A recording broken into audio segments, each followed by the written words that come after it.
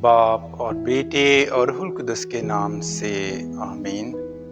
مسیح کے وسیلے سے تم ہر لحاظ میں دولت مند ہو گئے ہو۔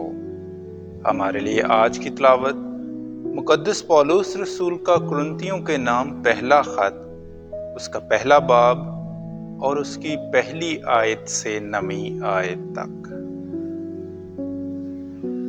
پولس کی جانب سے، جو خدا کی مرضی سے یسوع مسیح کا بلایا ہوا رسول ہے، اور بھائی سوستینس کی جانب سے خدا کی اس کلیسیا کے نام جو کرنتس میں ہے، یعنی ان کے نام جو یسوع مسیح میں پاک ہوئے اور بلائے ہوئے مقدس ہیں، اور ان سب کے نام بھی جو ہر جگہ ہمارے خداوند یسوع مسیح یعنی اپنے اور ہمارے خداوند کا نام لیتے ہیں، ہمارے باپ خدا کی اور خداوند یسوع مسیح کی طرف سے فضل اور سلامتی تمہیں حاصل ہوتی رہے۔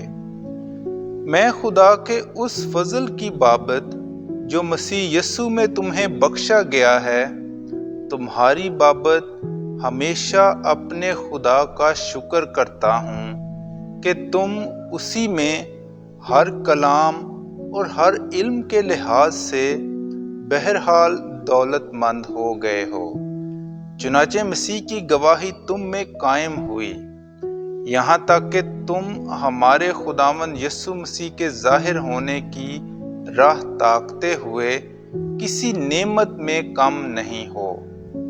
وہی تمہیں آخر تک قائم بھی رکھے گا، تاکہ تم ہمارے خداوند یسوع مسیح کے دن بے عیب ٹھہرو۔ خدا وفادار ہے، جس نے تمہیں اپنے بیٹے ہمارے خداوند یسوع مسیح کی شراکت کے لیے بلایا ہے۔ پاک کلام کے پڑھے اور سنے جانے پر خدا کی برکت ہو۔